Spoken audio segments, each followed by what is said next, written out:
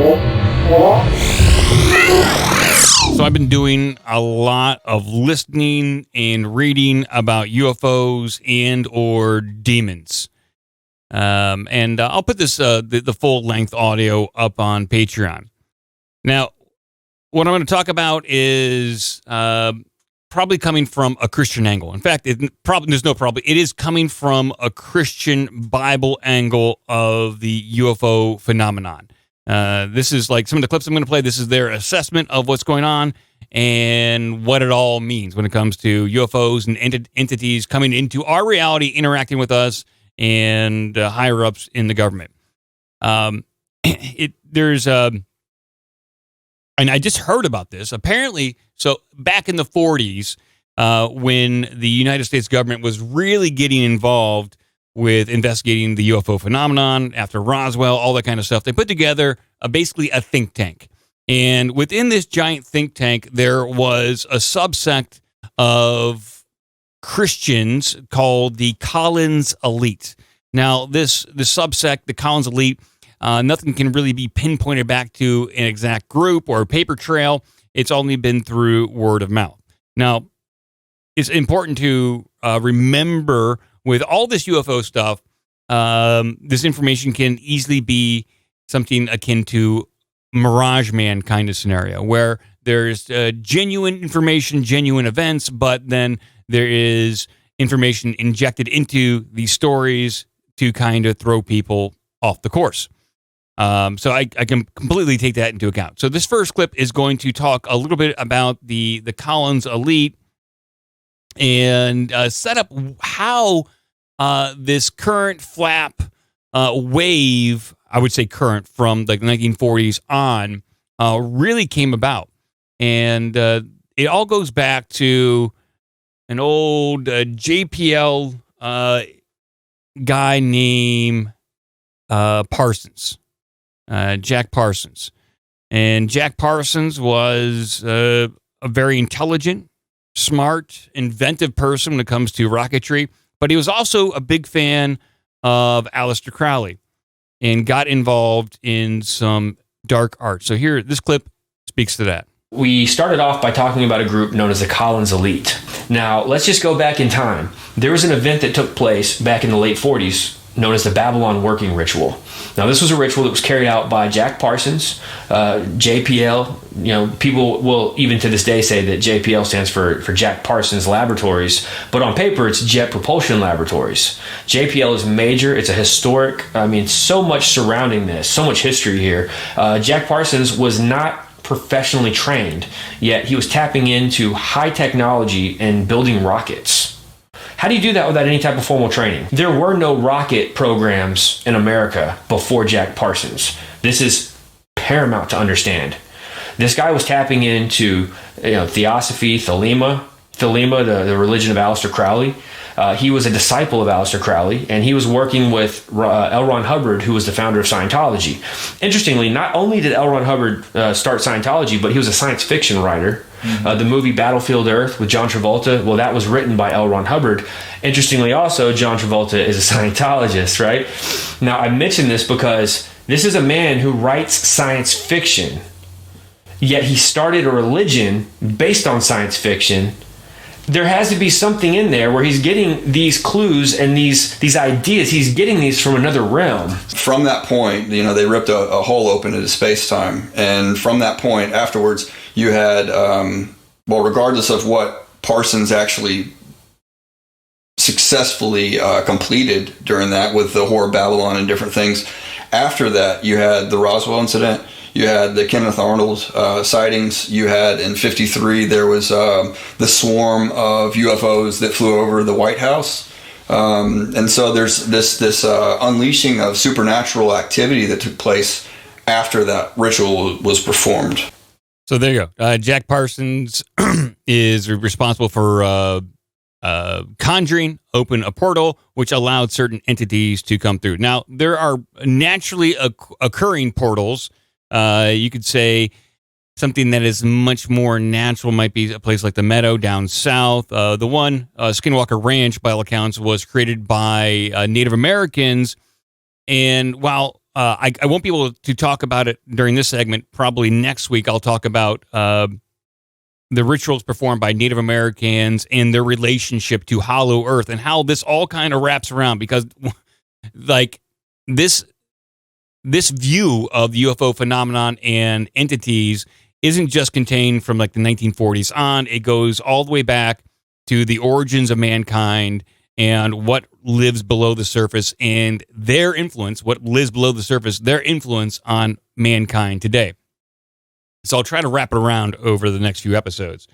So there you go. You got Jack Parsons ripping open a portal, and these entities come through. Now, anybody who's listened to this show or has read anything about alien contacts or alien experiences throughout the ages, going back to as far back as the Renaissance to modern day, it seems as though a lot of these alien encounters seem to change with the era that they're in, and almost as if they're using parts of what you have in your brain to construct an image for you to view and interact with. And we'll get to a little bit later. We'll get on. I'll explain why that may be a little bit later. But this next little clip here is about the Collins Elite and what they're doing to contact these entities since the rip in the dimensions was opened up by Jack Parsons. We present the information. This is what they said in the 40s, and it's only gotten worse over the years. Now, let me just draw us into this other area real fast. This group, the Collins Elite, they really wanted to create, how can I put this? They wanted to create some type of resistance. Non-aggressive, of course. Non-aggressive resistance. That's what I understand that from my studies. That's what I believe. They wanted a non-aggressive resistance to what was taking place, because they saw that when a man or a group of men began to communicate with these entities, the hunger for power gets greater and greater and greater, and then you're no longer trying to get answers. You're now wanting to ask them to give you blessings. You're now getting technology and information from these entities, and you're utilizing it in the way that you structure your government moving forward. And you would say, well, why would these entities need the government? It's not a matter of them needing the government. It's a matter of setting up the scene for the end times deception, where the Antichrist is going to unite the governments of the world. It's all part of their long game. They've been working on this since the beginning of time. It didn't work at the Tower of Babel. The Lord ended it quickly, but here we are today. Where are we today, and what happened between then and now? Well, what we find out is that one of our contacts, Stan Deo, who, by the way, Tom Horn gave us a great endorsement of Stan Deo. Tom Horn, before his house burned down years ago, he had this big newspaper article from the UK, and standing on the cover with these other elite doctors and scientists, it's Stan Deo. And they're giving him credit in the UK, public knowledge, that he's working on anti-gravity craft. So you have in the 40s and 50s there, people within the Pentagon setting up groups to do, you can say, seances or using psychic powers in order to try to contact these entities. Not unlike what Hitler and the Vril Society were doing back in the 20s and 30s in the run-up to World War II, where back then they were channeling information and contacting entities and rumors speculated in order to get secrets of technological wonder and all their wonder weapons and ideas. And it's pretty well known that Hitler was on a quest for holy items to seek a different race that possibly lived below the surface, Hollow Earth. That's why Hitler traveled or the Nazis, and supposedly Hitler traveled to Antarctica to investigate entrances into Hollow Earth and to move bases down there. They had incredible technology, no doubt. And it looks like in the United States government, they were trying to do something similar as to what Hitler was doing. Now, they were channeling these entities. These people claim that what they're channeling is demonic. It's evil in nature. Apparently, Hitler didn't really care about that. And a good chunk of the people within our government don't really care about that, because the payoff is new technology. It's new information. There's only a certain small segment within that government, the Collins Elite, that really care about upholding the values of Christianity and believing in the Bible. Now, they talked about this guy named Stan Deo in here. I listened to a lot of interviews by him, and this is the intro to him. So he talks with a lot of confidence as if he has done a lot of things and knows a lot of information regarding anti-gravity technology, UFOs. He names a lot of names. He comes off as a very interesting person. So here's his intro. So Stan, tell us just briefly about your background. Up the hill here at the Air Force Academy, I was a cadet there for about 2 years. I trained at IBM for programming systems operations. And for a short period of time, I worked undercover for the FBI in Dallas to ferret out some illegal communication between a foreign head of state and people in the company I was working for.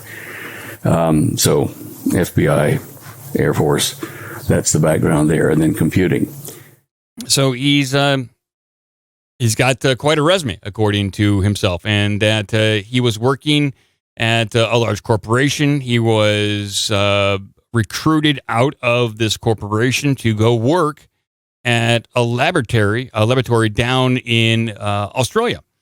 And during this conversation, they recruited him because he was working on very interesting new technology, specifically like anti-gravity kind of stuff. So they shipped him over to Australia to kind of work in some limited capacity on this new technology. And while he was there, he came to understand that, it's not this, that we're working on anti-gravity, is that there is a joint venture between some of these entities and humans here in order to construct different pieces of technology.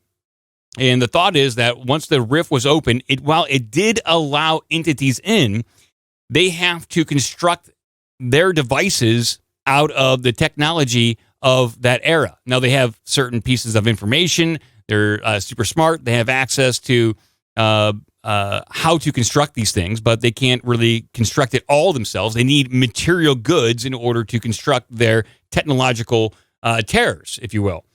And so Stan Deo has this to say about the joint ventures between humans and non-humans. But later I found out that they're talking about was from beings that they were working with that aren't from Earth. And they had a joint project where humans and multinational groups were supplying underground facilities, sometimes under ocean facilities, with infrastructure to allow these visitors to build equipment they want. And in return, we were getting certain technologies like refined anti-gravity and time dilation devices and systems, and molecular physics where you could walk through walls without breaking yourself or the wall. There were just a lot of things that we got in return, but they were kind of low-level toys. And once our visitors that we were working with made what they needed to keep their operation going without our help, they summarily started kicking us out of these bases. And it got to shooting battles in a couple of places, as far as I understand. My security guys told me about it. I wasn't there. In the mid to late 70s, we lost control of all of our joint facilities with them. Now, they turned me loose and another guy like me over in London and said, pack up your gear, disappear, hide. And we were the keepers of what secrets we knew to share should they all go down, and no one would ever know what happened.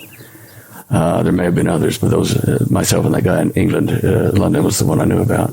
You're working in these groups that are working with them, with these entities. Now, what were the types of entities? The kind of gray-colored small ones with big eyes, the taller gray ones with big eyes as well, and something that looked like humans, like a fair-haired Nordic type description. They were basically tall, slender, and and their skin, if you looked at it sideways in the sunlight, it was like looking at an oil slick. It was kind of like little rainbows, and they said that was from the small scales, different than our skin cells. Now, he kind of wraps us up here. I just have two more clips here.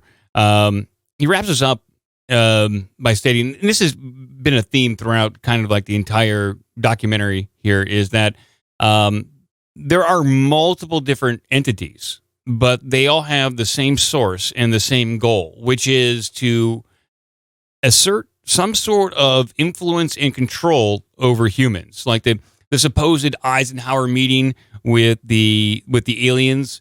I think at Edwards Air Force Base. Well, he may have had two different meetings, one with like the little gray aliens and another with the tall Nordics. And the little gray alien said, hey, we will give you technology if you give us humans. Whereas the Nordics said, we will give you technology if you just give up all your nukes. And so our government said, well, we're not giving up our nukes. You can take some humans. And so they made a deal with the small little gray guys. Now, they're cut from the same cloth. They just have different strategies to assert control. And this is the last piece from Stan Deo. In the biblical stories, they talk about Satan being in charge of a rebellion, being cast down to earth. Well, I think it's that he was in this parallel universe at a higher energy level. He was cast down with some of these cohorts, and they made these beings to build a lie, a deception for the people of earth. And that deception was that, okay, little grays, Nordics, all these kind here are invading us and abducting us. Then Satan is going to come in with his crew that look just like us, are friendly, and will deliver us from these nasty little aliens. That way, the satanic ones who appear to be good and friendly can help us set up a world government.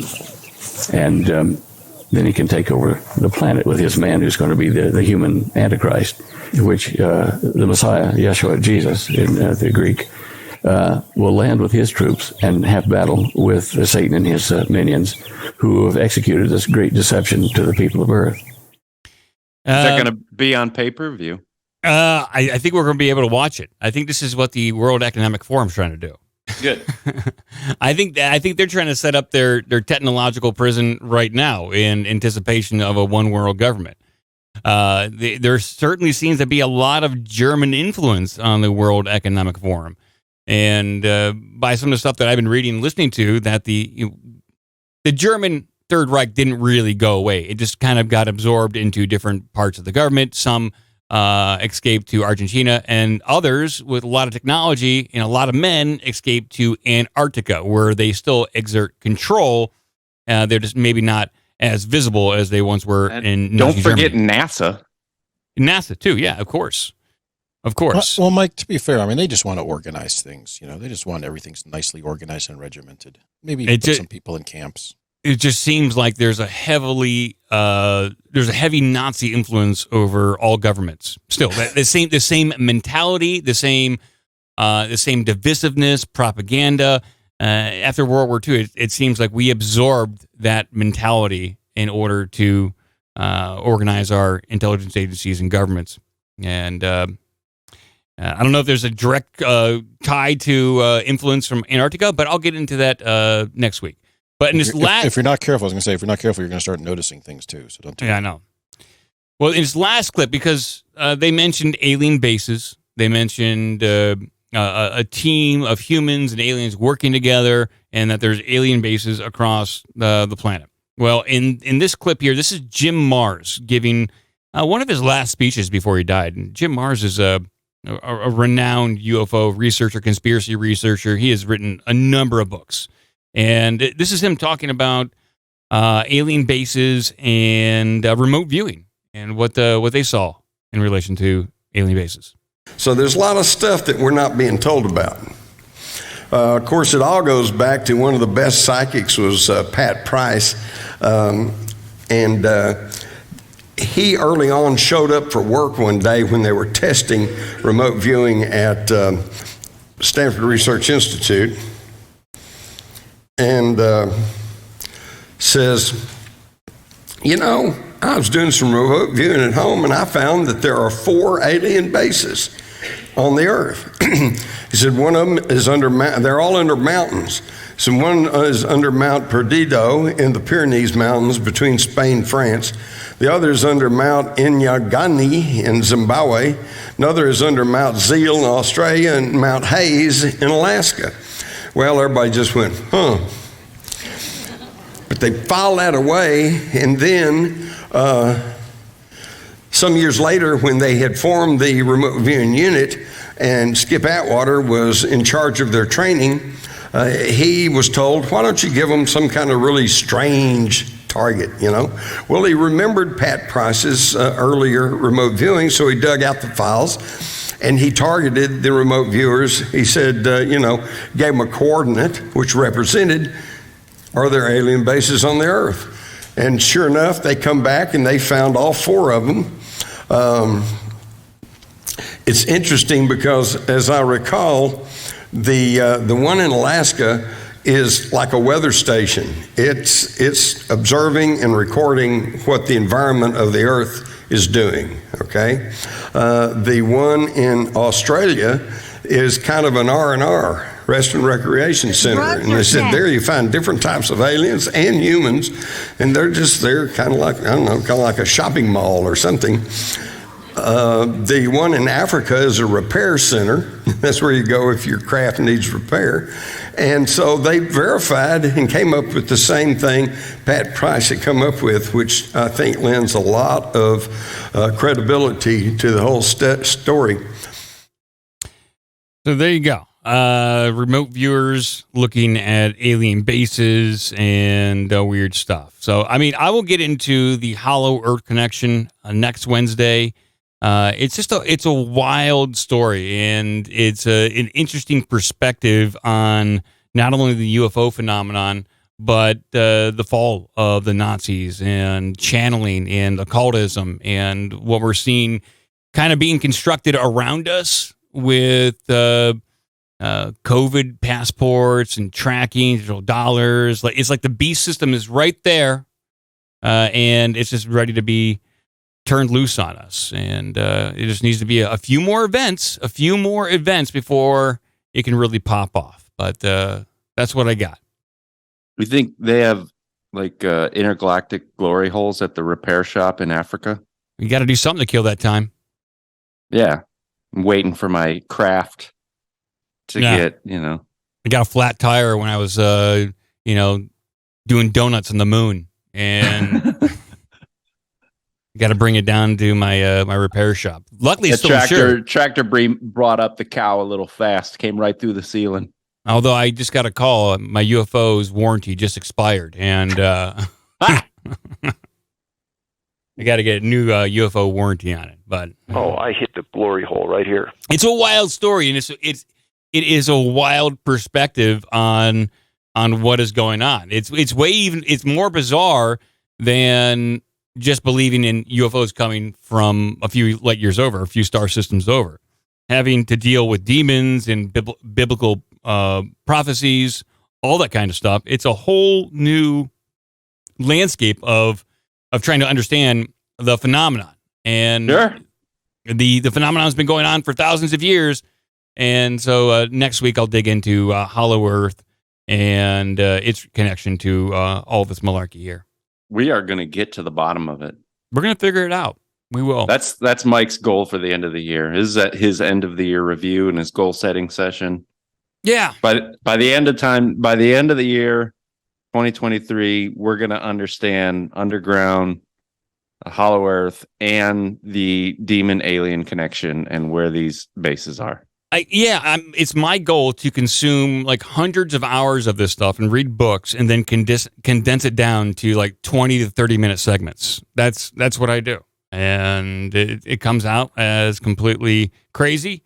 I get it, but this is the world I live in. And you're the paranormal juicer. You Yeah. juice it right into you just take all this content and juice it into this tiny vessel. I'm trying to that do is that. your brain. Yeah. Give us an email at ourbigdumbmouth@gmail.com. Check out obdmpod.com for all the social media and donation links.